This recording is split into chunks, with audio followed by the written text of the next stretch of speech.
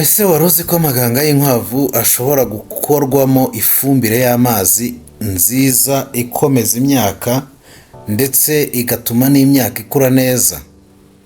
Abahinzi benshi ntibabizi, nyamara ni imwe mu mafumbire dufite karemano cyangwa se ari organique akomeye kandi ahendutse cyane, kubera yuko iboneka ahantu henshi hashoboka ku borozi b'inkwavu. Uyu munsi reka nkwereke uko bikorwa, uko ushobora kubona iyo fumbire intambwe ku intambwe n'uburyo ushobora kuba wayikoresha. Murakaza neza kuri Iwacu Connect. Niba ukunda ubuhinzi n'ubworozi bya kijyambere, kora subscribe kugira ngo dukomeze kwigira hamwe. Uyu munsi tugiye kurebera hamwe uko wakora ifumbire iri liquide cyangwa se ifumbire y'amazi ukoresheje amaganga y'inkwavu, uko ikoreshwa, ikifasha ku myaka n'amakosa ugomba kwirinda. Reka dutangire twibaza ngo ifumbire y'amazi ni ifumbire ki? Ifumbire y'amazi ni ifumbire iba iri mu bwoko bw'amazi, mu buryo bw'amazi nyine ukoresha ufuhera ku bimera. Ni ukuvuga ngo iyi fumbire ikizagufasha ituma imyaka ikura vuba. Ikindi ni uko ituma amababi agira ibara ryiza, akaba asa neza. Ngira ngo nk'uko muri no kubibona kuri video, murabona yuko nk'ibi bihingwa cyane, wenda reka mpere nko kuri iki kinyomoro naberetse. Murabona yuko kugira ngo uzamenye ko ikinyomoro cyabonye ifumbire nziza ihagije, uzajya ubona kariya gatwe k'imbere gatoya kazamuka, ariko kabanza kuzamuka imbere y'ayandi mababi, kaba kari shokora yijimye, n'ikibabi kikaba ari icyatsi kibisi gisa neza. Ahangaha rero nibwo ushobora kuvuga ngo koko ifumbire yagezemo, igihingwa cyanjye gifite azote ihagije. Apana bya bindi usanga ikinyomoro cyabaye umuhondo, ugasanga gifite ikibabi cy'icyatsi cyerurutse, haba hari biriya biba bifite ikibazo cya karanse cyangwa se ikibazo cy'intungagihingwa nkeya kifitemo.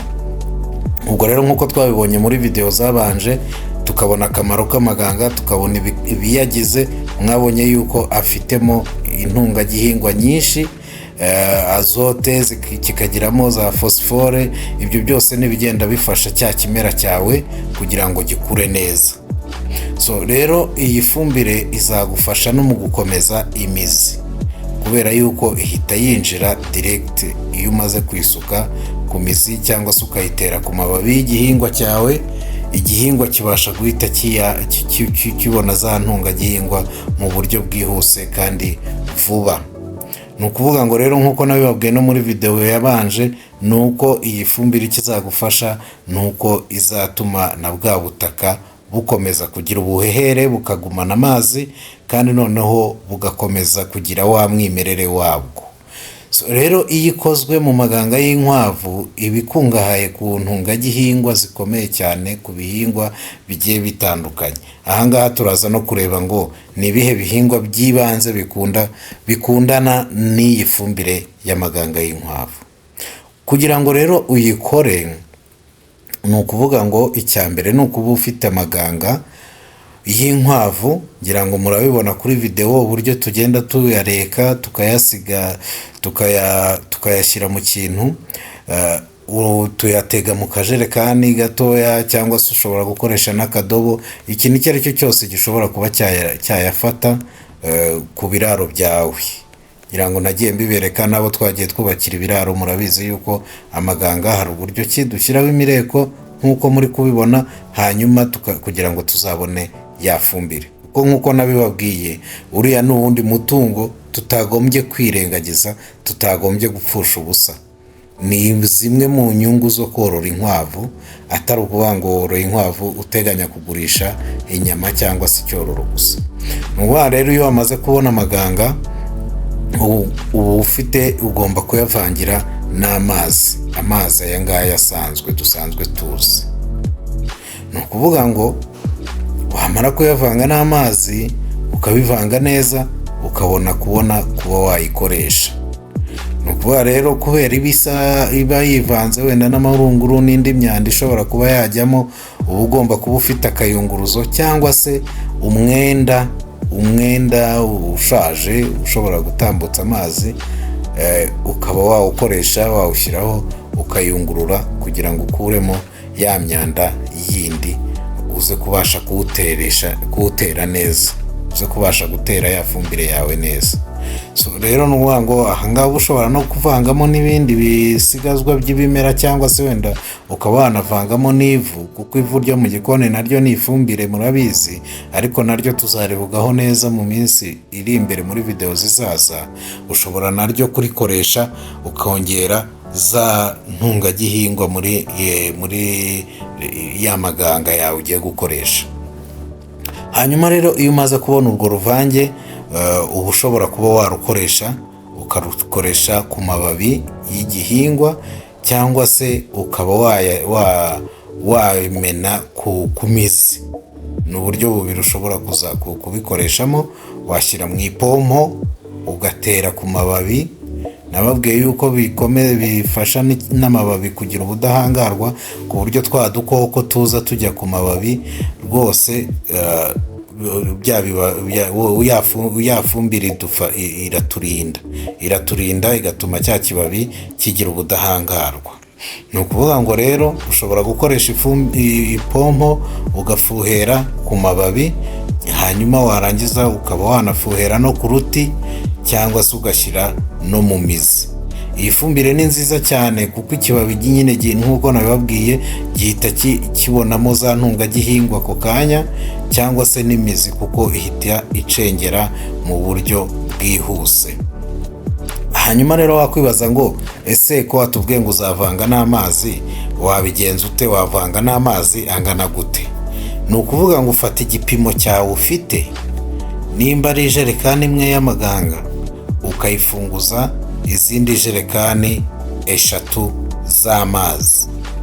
Aho ngaho ni nko ku mboga, ariko nko ku bindi bihingwa bigiye bikomeye, tuvuge wenda nk'ibinyomoro cyangwa se n'izindi mbuto zitandukanye, ushobora kuvangamo ijerekani 2. Ni ukuvuga ngo bitewe n'igihingwa ushobora kuvanga kuri 2, cyangwa se ukavanga kuri 3, cyane cyane nko ku mboga zoroheje. Ubwo rero ni ukuvuga ngo uyivanga, ufata igipimo cy'iyo ufite ugashyiramo amazi inshuro 3 nibura.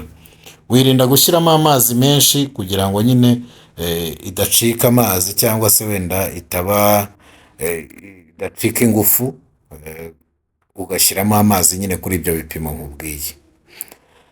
Hanyuma wakwibaza ngo ni ubuhe bwoko bw'imboga cyangwa se bw'ibimera ashobora kuba nayikoreshaho?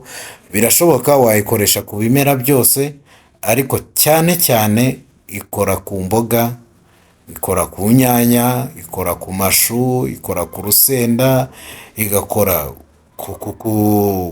ku mbuto, ibinyomoro, amatunda n'izindi mbuto zose, cyangwa se imboga ushobora kuba wayikoreshaho rwose nta kibazo. Ibi rero kuri ibi mbabwiye nibyo rwose uhita ubona umusaruro mu gihe cyihuse, ugahita ubona yuko hari impinduka. Akamaro kayo rero nanone, ibyiza byayo nk'uko nabibabwiye, nuko ihendutse nyine, nta mafaranga menshi bisaba, nk'uko muri kubibona nyine nta kidasanzwe isaba. Ni ukuvuga ibiri hafi, ahubwo nuko hari igihe abenshi tugira gute tuyipfusha ubusa, ariko buriya tuba tujugunye umutungo ukomeye cyane.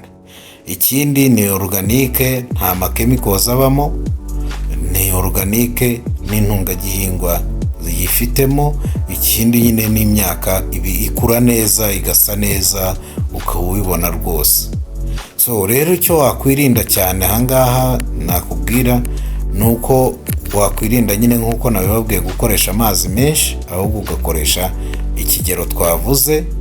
Hanyuma ikindi, ntuzibeshye ngo uyitere ku myaka utayivangiye, kubera yuko ishobora kuba impfabusa, ugasanga wenda nta nubwo iraremerereye cyane ya mababi kuba yakuramo za ntungagihingwa.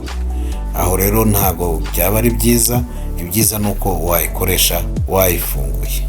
Ikindi ugomba kwirinda, ntuyibike ahantu hari izuba cyane. Ntabwo ari byiza yuko wazarifata amaganga ngo washyize mu jerekani uyateretse aho ngaho hanze ku zuba, kubitwa n'izuba cyangwa se arangaye. Icyo gihe byica za ntungagihingwa twahoze tubona, zica ya nitrogen cyangwa se ya azote byifitemo, mbese za ntungagihingwa zirangirika iyo uyishyize ku zuba. Irindi kosa navuga rya nyuma, kuyikoresha ari nyinshi ku bihingwa bikiri bitoya ntabwo nabyo ari byiza. Byiza ni uko nimba ari ibihingwa bikiri bito ushobora kuyishyira ku mizi, cyangwa se ukaba wateresha nyine amahurunguru iyo myaka, ariko udahise uyishyira ku mababi ku bihingwa bikiri bitoya. Muri rusange rero nibyo, niba worora inkwavu ushobora kuba wicaye ku mushinga utanga umusaruro utari ubizi.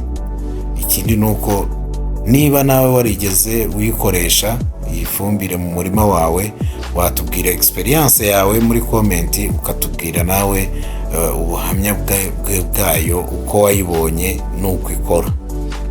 Hanyuma ntiwibagirwe rero gukora subscribe kuri Iwacu Connect kugira ngo dukomeze kuvuga ukuri mu buhinzi n'ubworozi bugezweho, kandi noneho dukomeze kungurana ibitekerezo bigiye bitandukanye. Turi kumwe rero, muri kumwe na Mwumvaneza Amon, Iwacu Connect, tukaba turi kumwe namwe umunsi ku munsi kandi turabakunda cyane.